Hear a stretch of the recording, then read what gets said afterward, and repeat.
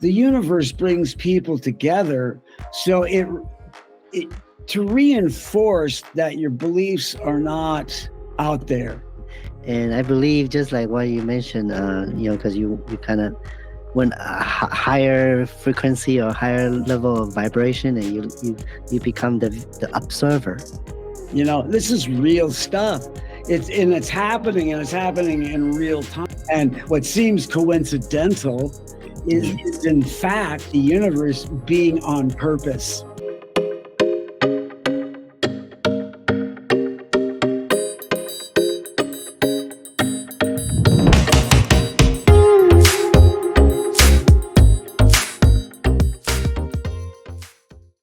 Wow. We can't see it because it blends into the background. Wow. Pure. Oh, that's magic. Look. Told you. I've been saying we're living in a simulation. Oh, we're in the Matrix. we're living in a simulation for real. So we're gonna continue our topic. Can you see my screen? I see your screen. So you send me this Yes. image. Can we talk about this image a little bit? What does it mean? Well, that's Krishna. Krishna, yeah. Okay. You remember the song Hare Krishna? I'm very bad with the music stuff. So you ask me about music, I will always say no. Everybody asks me questions. Yeah. Well, George Harrison was, I don't know if he was so much a Hare Krishna, but he practiced a lot of the chanting and a lot of the beliefs. Uh-huh. I guess he was one. And, the Beatles actually turned a lot of people on into Eastern philosophies when they studied under the Maharishi Mahesh Yoga, I think. Okay. Mahesh Yoga, Mashugana, which is Jewish for crazy. That would be me. Well, okay. So this is kind of part of the Hindu, right? India? Yes. Hare Krishnas are part of a sect of Hinduism. Okay. Just like Buddhism is rooted in Hinduism. The Buddha himself was a Hindu. Yeah. We have in Chinese we have a kind of like a fairy tale, or no, not I won't say fairy tale, like a Lord of the Ring type of story growing up, and the monk is traveling to the west to seek for the Buddha's philosophy, and they end up in India as well. Yeah. Okay. Yes. So this one, when you showed me, I see a lot of planet and cosmos. That's well, it is. It's Krishna creating the cosmos. Bringing it into this particular state of being, vibrating as solid entities. Yes. As opposed to everything being just floating energy. Yeah. So, and I do see there's a light. I follow this. I don't know if you probably don't know her, Dolores Canyon, and she said we are created by light beings. Kind of like this picture right here, like a light beam. Yeah. Yeah. Well, this obviously cosmos representation of stars and universes. Well, not universes, excuse me, galaxies being brought into existence. And it's hard to describe that picture. It's one of those things that I love to use as a visual mantra. Because so much going on, and yet you can single out something and focus solely on it, and yet you still have this big picture, and it's all coming in. Is the way I experience it. You know, the whole picture is coming in, but I'm looking at a very small portion of it. Yes. So when you say mantra, um, do you experience like I kind of experienced this recently? Do you experience like when we so-called spiritual awakening, and once you get that awakening, you kind of start feeling a little bit lonely? The people you surround with, they might not be in in sync with your Yeah, there's no new thinking or new beliefs. We kind of tend. I kind of feel that this way recently, but I kind of I kind of reconnect to certain people that I don't connect the same way before. Including you. So do you feel that way? Well, yeah, a spiritual awakening. What is that? Let's talk about what does that mean. Yeah, what does that mean to you? For me, the spiritual awakening starts when I become aware that there is something spiritual more outside, uh, and what I recognize what it is, and I accept it into my existence, and Okay. then I try to incorporate that into my life. Okay. The spiritual awakening, it's when the mind and the heart for me have closed that loop. They're synchronized. Is what basically what you were saying anyway. Yeah. The head and the heart become one instead of two. And that's just the beginning of connecting yourself to the cosmos and who your spirit, who Yeah. you really are. That one more time, the I am.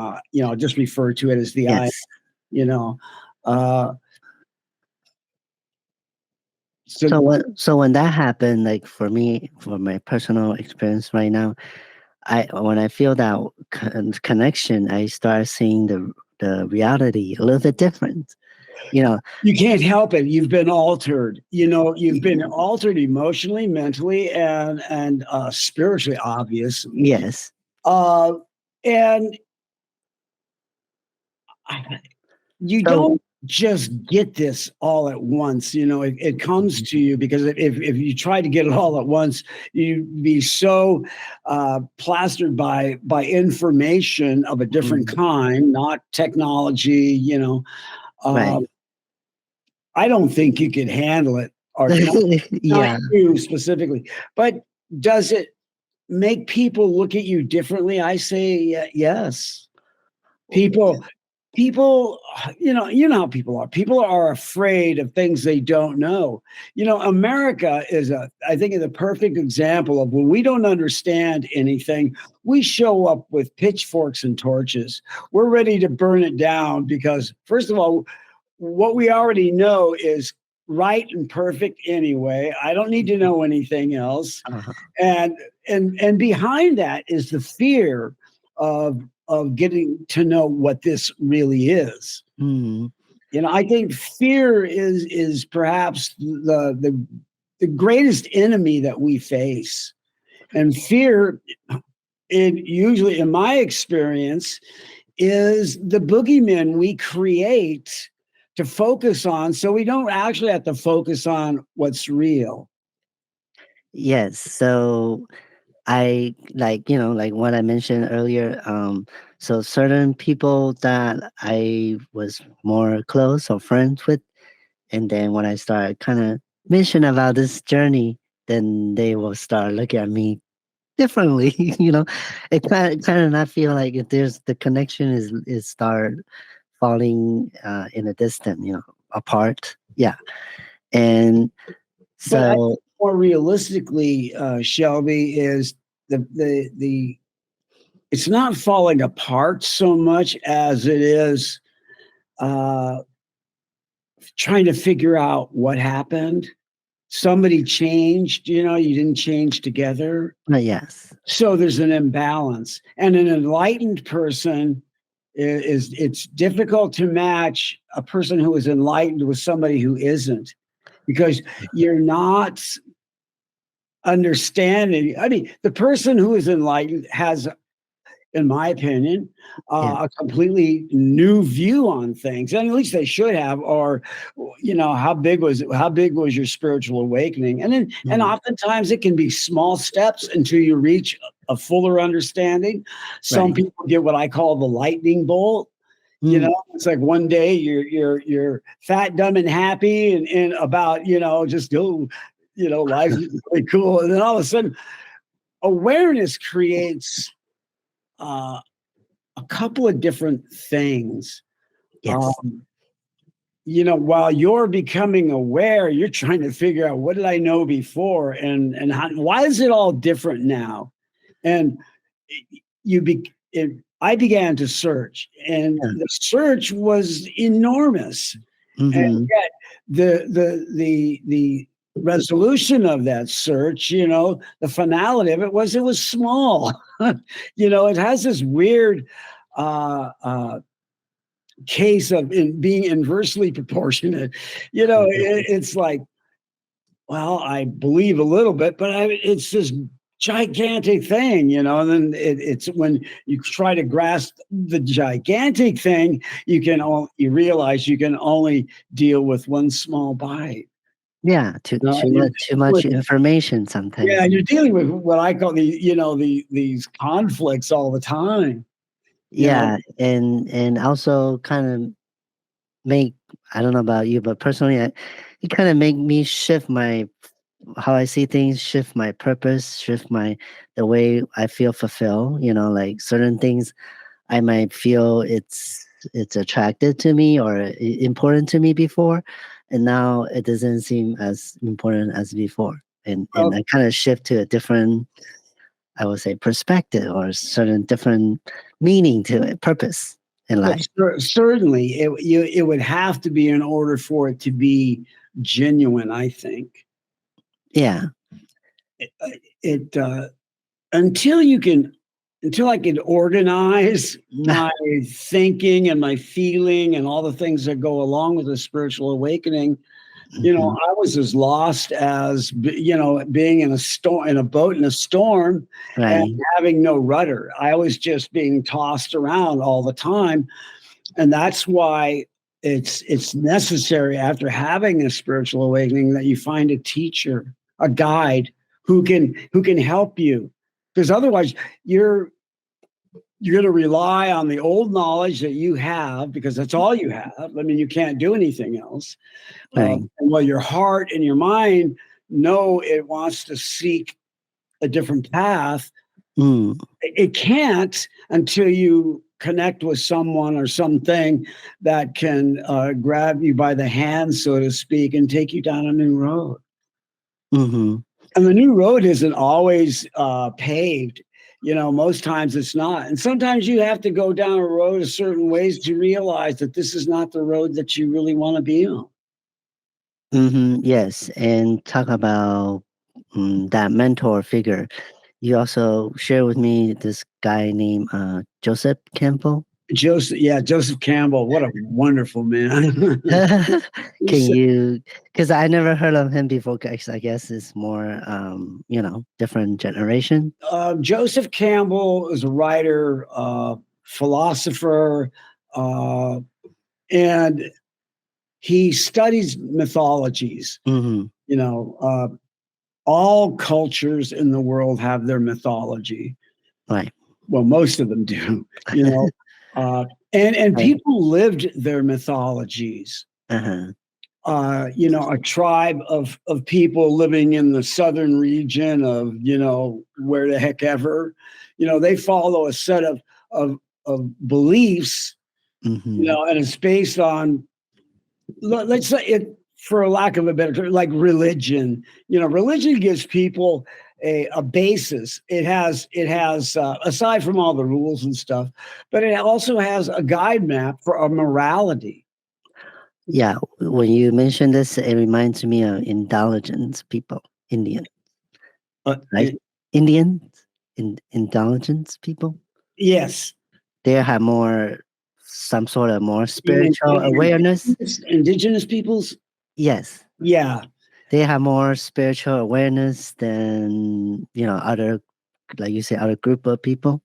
Well, yeah. Well, that's what define. In fact, there a tribe's Right. mythology often uh, uh, uh, described who they are. You Mm, know, and that's like people who are a Catholic or somebody who is a Christian or somebody mhm, who's an atheist. You identify with something, right. and you identify with something because other people believe that way, and you feel supported. Hmm. Because actually, in my experience, spirituality can be a very lonely place Yes. because it sets you apart from a lot of the rest of society. Yes. You know, Yes. I feel it right now. yeah. People will think I'm an imposter or something. Well, Right? Have you ever experienced that? well, I don't listen to them. No, no, but yeah, No, of but, course you but don't yeah, listen to oh them, yeah, but they I've will had just people call me a lot of things, uh, right. but I found people more interested about that than not. And to give you an example on the flip Mm, side of this stuff, uh, this happens to me a lot. mhm. Like last night, I was in the market, Okay. and in the market, I don't know how it happened, but Okay. started getting involved in a conversation with this other woman, Oh, okay. and we just started talking, and the conversation starts to shift into the things that we're talking about now, into Oh, interesting. spirituality. Okay. And I find for me that happens a lot. And I Okay. think, I think the universe brings people together so it to reinforce that your beliefs are not out there. This is real stuff. It's happening, and it's happening in real time, and it's really there's such an explosion in the heart when you start talking to somebody, you realize that this person is connected spiritually. Is that kind of like a law of attraction? You attract the people, in the Yeah. same vibration or frequency that we call Yes. it? Yeah. And I people are drawn together or brought together for different reasons, Yes. you know. Mhm. And sometimes it's for a very short period, and Mhm. sometimes it's a very long period of people joining together. You know, And then sometimes people take a break and reconnect. Well, Right? That too, right? I wonder when they're being egotistical and selfish. I don't know anybody like Yeah, I know. you know That's the other thing. We talk about ego. The I am part of Right. ego is the real you. And then there's the Freudian, super ego, uh, believing things about ourselves, which isn't, it's not true. Um, Mhm. you know, and fortunately, a lot of people can laugh at things. You look at that and you just end up laughing because it's so ridiculous. Yeah, I experienced that myself too. They were thinking uh, I'm totally nuts or crazy when they're not, when you not connect with certain people. But certain people, like when you mentioned to me out of the blue, universe has a message for you. Normally, people might freak out or say, "What are you talking about?" But when you said that, I kind of like, oh, I understand because I've been already starting that little journey, beginning my journey. So when you mentioned that, to me, it makes sense to me. So go Yeah. ahead. yeah, and a lot of times, people come together, Mm-hmm. and for whatever reason, they may you know uh, walk away from each other as well, Mm-hmm. but they come back together again, which means that the universe wants to, in my opinion, the universe wants these people connected. Mm. You know, Okay. and um, in spite of ourselves, the universe is going to do what it does. You know, Yeah. and it's amazing if you when you one of my favorite things is to have a realization of something and then to start Yeah. reeling it back and then to watch how other situations have unfolded like this one. Mm. And what seems coincidental Yes. is in fact, the universe being on purpose. Yes. This is on purpose. It's not an accident. It's what's happening. It's And yeah.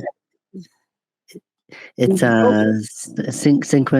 synchronicity. And do you think this is part of a manifestation too? Manifestation too? are you saying do I think that I bring this on myself?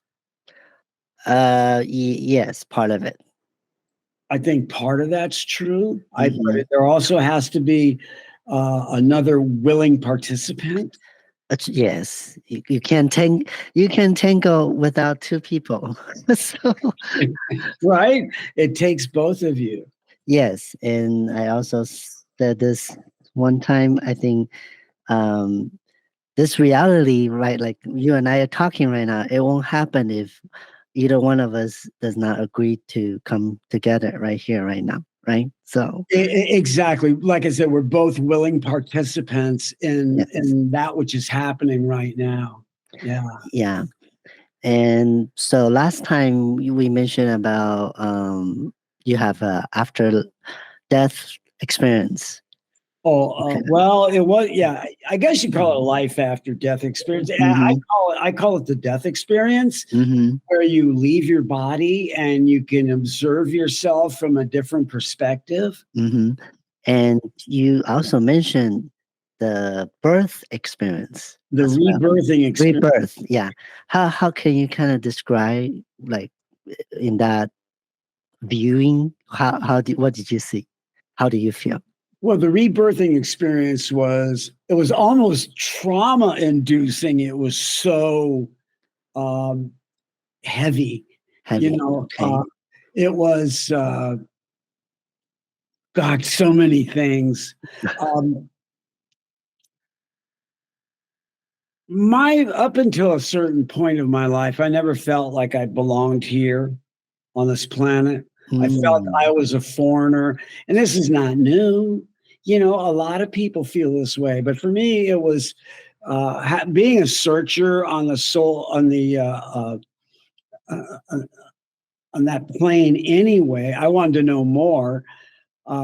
So yeah, people used to pay big money to have these rebirthing experiences. I forgot what they called them, but there are all kinds of things that came out of the 60s and 70s, Mm. and we can get more into that later on. Okay. But lots of little cult, and I just say Oh. cult because Mm. that's what happens.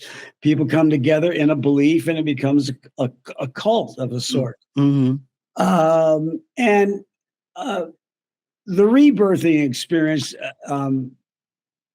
had gotten some, exposure, and people were paying, like thousands of dollars to go get rebirthed. And I always wonder, was that real or was that hypnosis of some Uh-huh. kind? You know, and I'm not casting doubt on anything they experience. It's different than mine. Right. I'm wondering, you always wonder about, well, I do. I always wonder about the mechanics of something. How did this work? How does pull Right. together to be? Yeah. And uh, for me, I think I was at a point in my life where I needed to know that I did belong. That I was not, that though we're foreigners in this particular world, if you will. I mean, even if I'm not living in some other country, I'm still a foreigner somehow in my brain, or was. I was visiting somebody else's reality. Yes. Well, because earlier when I mentioned about when we start have this awakening moment, we feel, one of them is we don't feel fit in anymore, right? I felt like I didn't belong before my awakening. Okay. Okay. I felt like I was a stranger. It was an accident, Okay. Yeah. And the rebirthing experience changed all my ideas about that. Okay. I was, according to my mom and the doctor, about a month late from joining the happy world. A month late, so you were you were in your mother's stomach for 10 months. It was safe. Oh yeah, it was safe. It was warm. It was comfortable. Which gives me pause to think, well, if I'm so afraid to come out, that means I must know something. How did I know something? Unless if I didn't have an existence prior to this one, how would I know about being afraid to come into this one? Well, I heard. Yes, I know what you mean. I heard when mother is pregnant, the baby who, I forgot how many months. They even though their eyes are closed, but they can hear the sound. The mother and father or the environment already influence the baby. Yeah, by sound, by well, yeah, vibrations. You're only talking skin. I mean, a child can hear everything. Yeah, it's all audible. So you can hear that. And obviously, you can't see outside the womb, but you're right. You can get a lot of experience if mom and dad are always yelling at each other. Yes. So, and I think that can traumatize a child in the womb. Yes. Too much horrible, too many horrible experiences going on outside. Understanding that you're being born into hell already. Yeah, and the reason I asked you this question is because I think last week when I was doing meditation with the sound, and of course it's in a dark room, close my eyes, and I'm not sure what I'm singing. I feel I'm inside like a meat, like can see kind of like a reddish surrounding in me, but I'm not sure where am I at the time when I do the meditation. I don't know if you have that experience when you close your eye and your room is dark and then your image start appear in your mind. Sure. Yeah. And I don't know what space I was in. I kind of like I'm inside somebody's stomach, because it's kind of have that red meat-ish looking. So, yeah, I know what you're saying. Yeah, this is what it would look like if light was coming through the skin, and like the embryonic fluid would give it a certain hue and a cast to it as well. Yeah, when we watch a movie when a shark eats something, eat a human being, and when you inside the shark's stomach, that's how I kind of feel like it. Okay, you're inside the belly of the whale, so to speak. I don't know. Yeah, somebody's belly. The belly of the whale. Yeah. Well, so my experience was that I never felt like I fit in. Troubled childhood, blah blah blah. Right. And you survive it, and when you begin to, for me, as I realized that there was a thing called spiritual awakening, and it wasn't religion, it was completely different. Right. I sought more of that.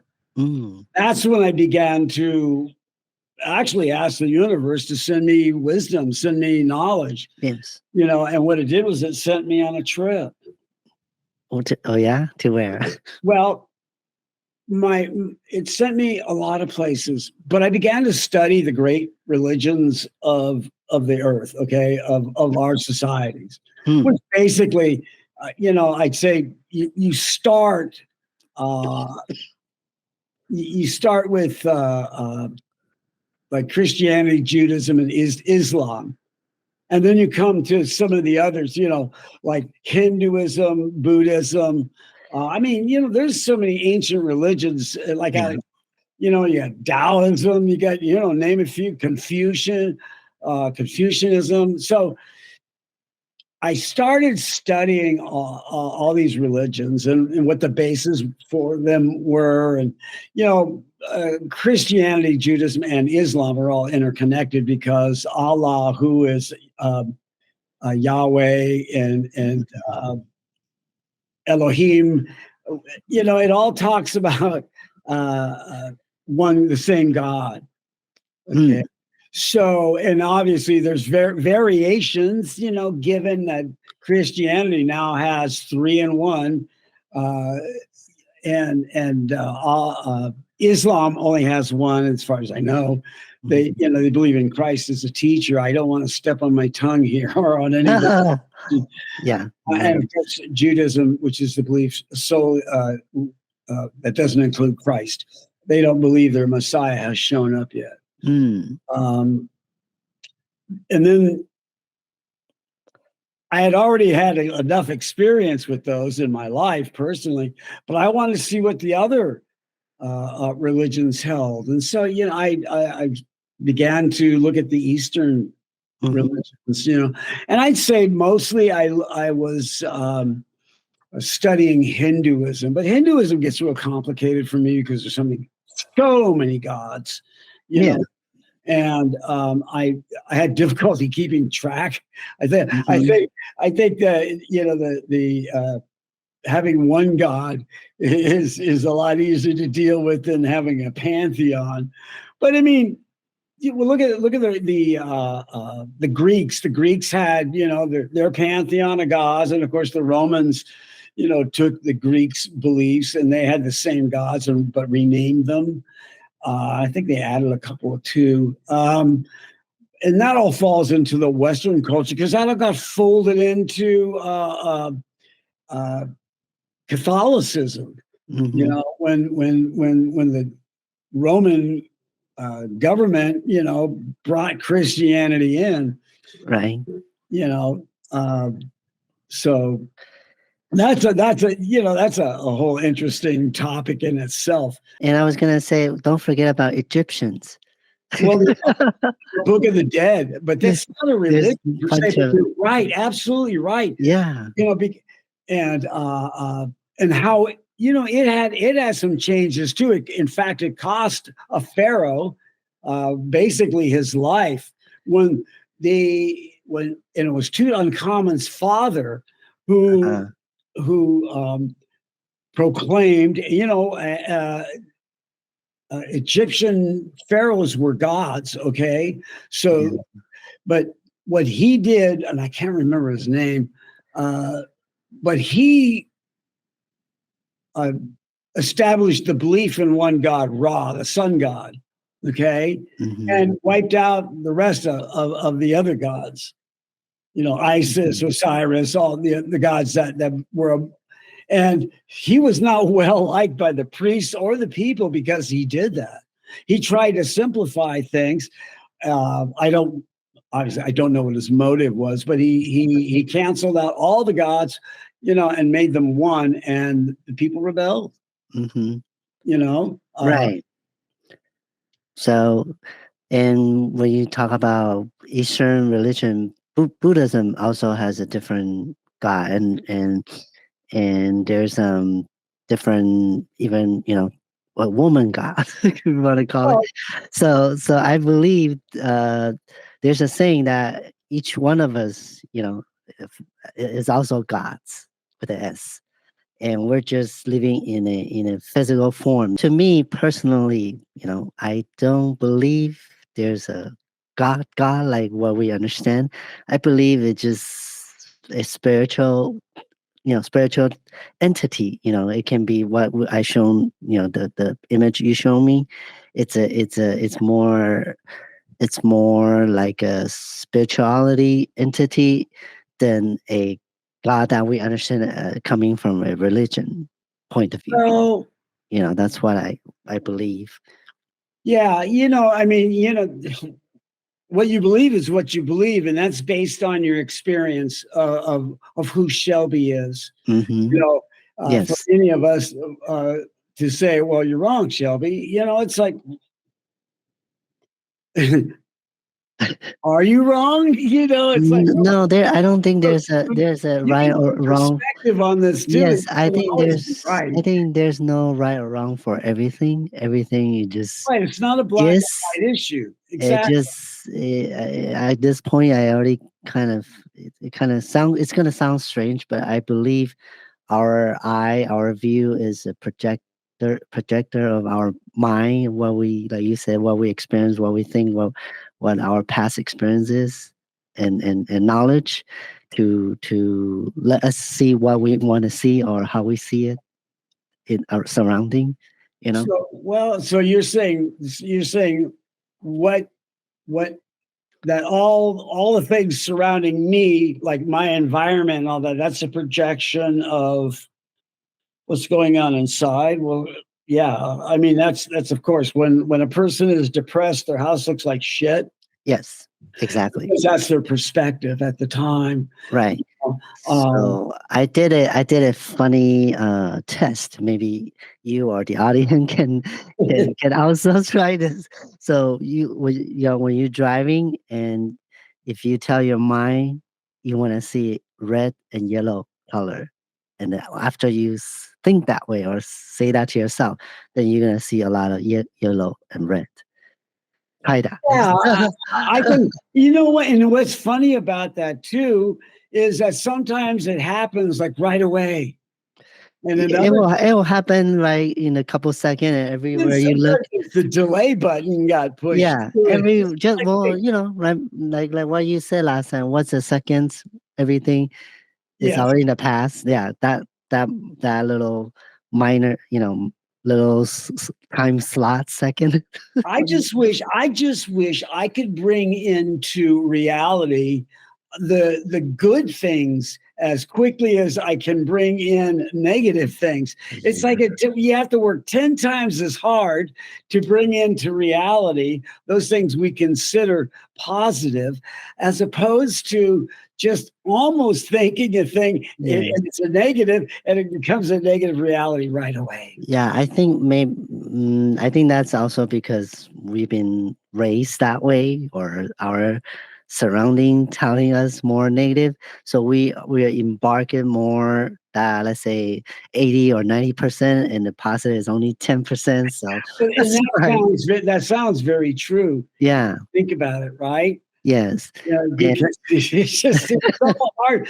But in stating that, what for me that means in the background that negative tape is going far too often. yeah, So how do you switch that? It's that kind of switching takes enormous mental energy. power. Yes. If you don't think so, anybody who doesn't think so, try it for a week, try it for a day, Yes. change your thinking completely. Because in order to do that, you're actually giving it a new habit. They Hmm. say any habit, good, bad, or indifferent, will Right. form 30 days if you keep doing the same thing. Hmm. Um, but I think trying to flip your thinking from that negative point where you don't even know it's a negative point, Hmm. uh, to flip it to a positive Positive. Yeah. purpose. I think that takes a great deal of will. You know, Yes. and not all of us have that will, but Hmm.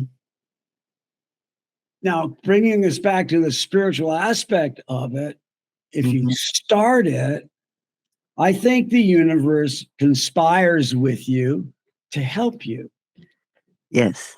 It's not just wasted. It's not wasted unless you waste it, because you can embark on this thing, and after so often I think people get satisfied too easily by things because Yeah. it's a small victory. And by that same idea, it's people are uh, pushed aside. They'll abandon, doing new things because they don't see results right away. Yes. And Exactly. some of this stuff actually takes years to manifest. You know, Mm-hmm. I love Instagram because it's like it's got all these cures for all these things that have been going on for the last 200-300 years or whatever, 2,000-3,000 years, uh, and now they have an instant cure, but the government doesn't know about it, or the government knows about it but is going to stop you because somehow whatever. Yeah. uh, it's it reminds me of a lot of the stories in the 70s. There was a lot of these that people had developed carburetors and things for cars that can make your car go 200 miles on a gallon of gas. I mean, just things that were improbable. But what happened is that they invented it, tried to get it patented, but one of the big three Mm-hmm. came in and swooped it up, and Yes. it's got to be quiet. It's just so often that happens. Yeah, just like Nicholas Tesla's, a lot of his invention got shut down, including Well, I'm being light bulb. facetious because Yeah. these things didn't happen. I mean, nobody developed a carburetor that would make a car go 200 miles on a gallon of gasoline. The thing is, it becomes it just becomes folklore. It's all these things that people have said. I mean, I don't care where you live in the United States. Mm-hmm. As a teenager growing up, you heard the story about the couple that were parked, and some blah, blah, blah. Something happened, and the only thing that changed in that whole, and I'll call it a joke because all the specifics, I mean, down to the last detail, except for the name of the place where they were, or maybe the model of the car they were in. But it's those things that just keep going. Some of the same stories are being told today that were told when I was a teenager, about parking and the guy Mm-hmm. who murdered just all these weird things. But people believe it. It becomes a part. That's kind of how mythology works. Yeah. We all believe a certain thing, and we Yes. all believe the same thing. You Yes. know, and you can be from different parts of the globe and never have talked before, but you share Mm. certain cultural things uh, that seemingly you shouldn't even know about. Yeah, because just use pyramid as example. Every corner of the earth has a pyramid, but back then they're not communicating, right? But they all happen to build a pyramid I'm not structure. so sure they didn't communicate. I'm not so sure. I mean, To what we understand, there's no technology. well, there was no Or technology, but Thor Heyerdahl was an explorer. Mm, He uh, took a reeded like canoe, mm-hmm, and it was called the Kon-Tiki, and he was trying to prove that people could go from continents, one to another back in those old days, uh, mm-hmm. and they could sail, they could bring their knowledge. And I think that's what happened. I mean, what other than aliens, explanation could you have, for the pyramids all doing the same thing, built Yeah, on the same basis, using the same mathematics? It's uh, they had to have communicated. That's just my opinion. yeah, I think so. Well, I think they're more they are more advanced There's technology than some, us. no, yeah, Yeah, somehow they I don't, like I said, we don't know exactly what happened, but from what you said, they do communicate, and maybe their communication is not what we thought right now at this moment. Maya and Maya can communicate too, like telepath, like when, I don't yeah, think that happened. I actually think that somebody from Egypt, in fact, that was one on the other exploratory events he did. He went from Egypt to, I think it was Guatemala or South America, to prove that you could go there, from that distance in that time, going from point A, and a very long distance, yes, to prove that it was possible that somebody could have gone from Egypt to South America or Central America, and shared the ideas of pyramids and some of the beliefs. I'm not even going to go into that whole yeah. So when you mentioned about Guatemala, that's Mayan. Mayans. Yeah. Yes, Yeah. So, well, you mentioned about some interesting topic, modern myth. modern myths. Yeah, Yeah. So we can talk about that next time. and Yeah. because mythology plays such a big part in our lives, and it Yes. always has. Yes. And the changes in mythology are affecting us in changes of life. The topic is so broad, It's, Yeah. and for me, it's like I get thrown Yeah, up. it's okay. I just open the door. I'm the door opener. I open it for you, and if you I'm walk in, crazy. if you walk in, I'll let you walk in. If you decide to go to another next door, then I'll open another one for Yeah, well, you. I'm the crazy lady who No, no, no.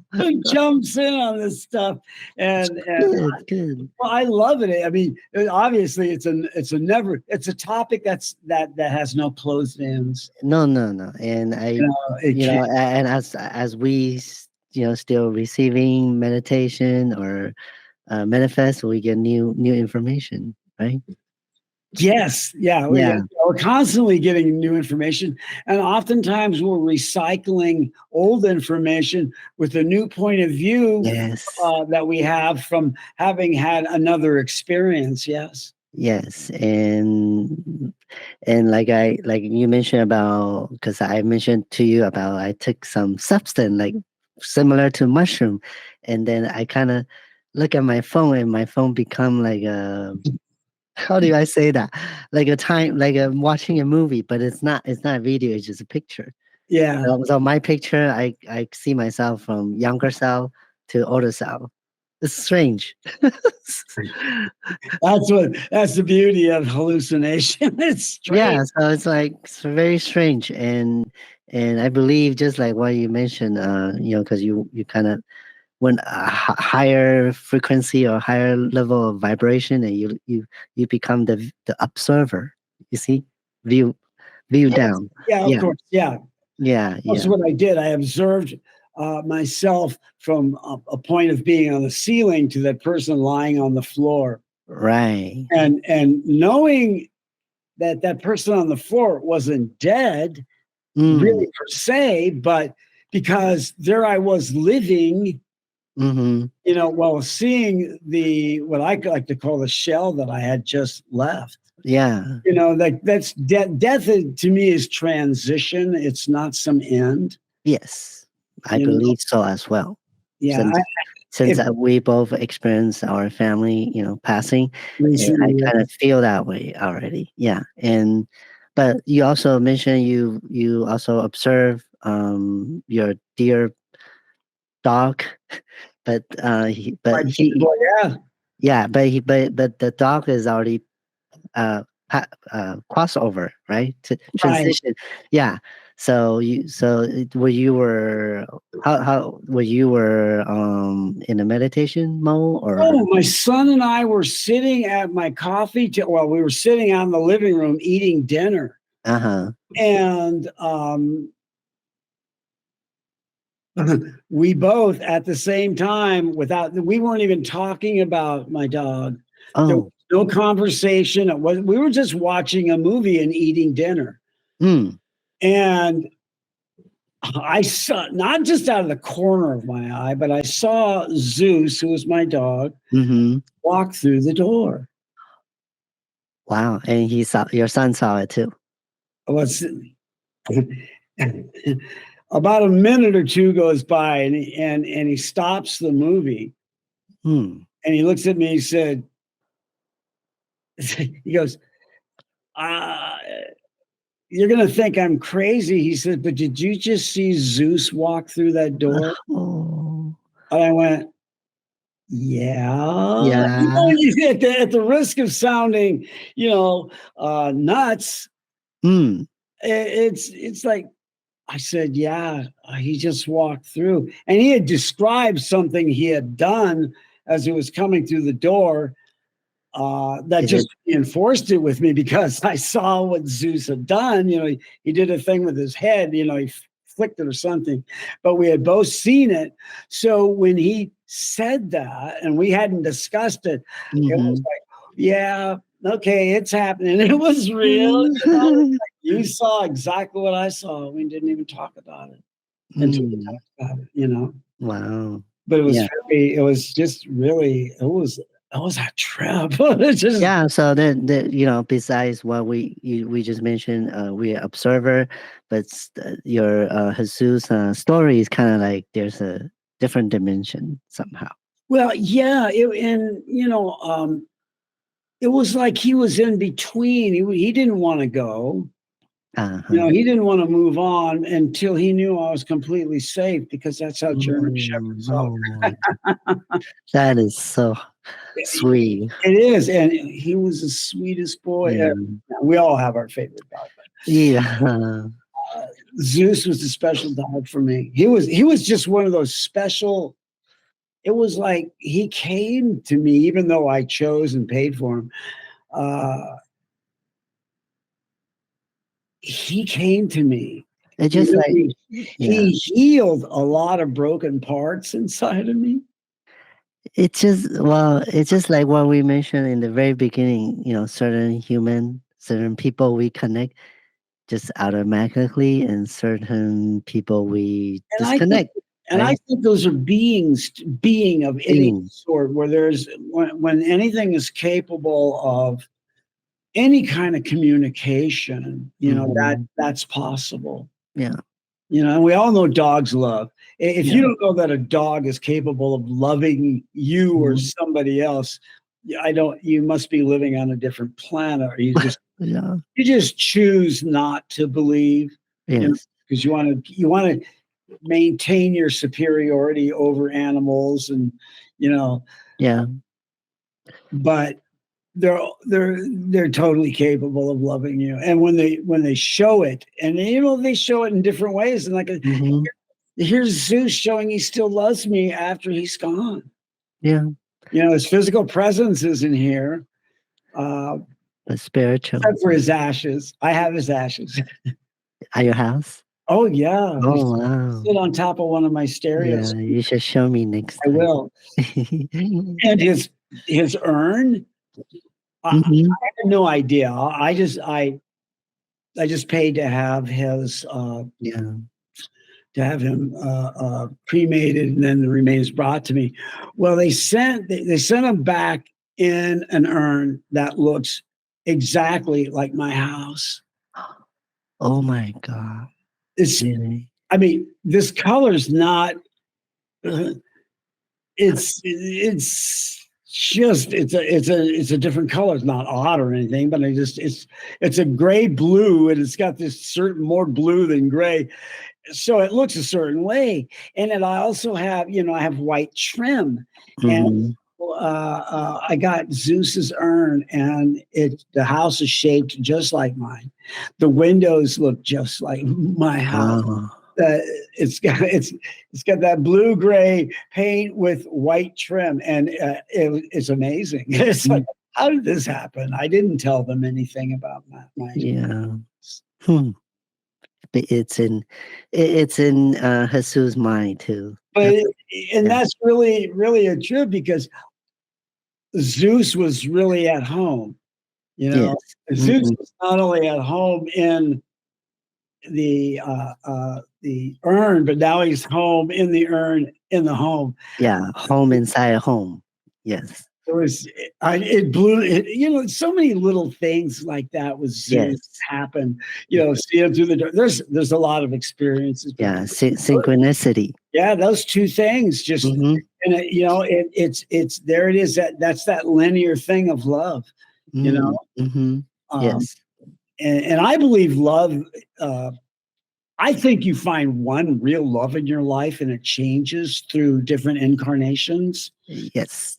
At least that's been my experience that I can connect in certain states of mind with Hmm. a love that I know and that I know is real and I know is deep and I know has always been there. Yeah. So, how do I know that? How do I know what love is, in that respect? Mhm. Because I think that when we go into that spirit world of love, now we're in a whole new topic, but it's different, you know, Yeah.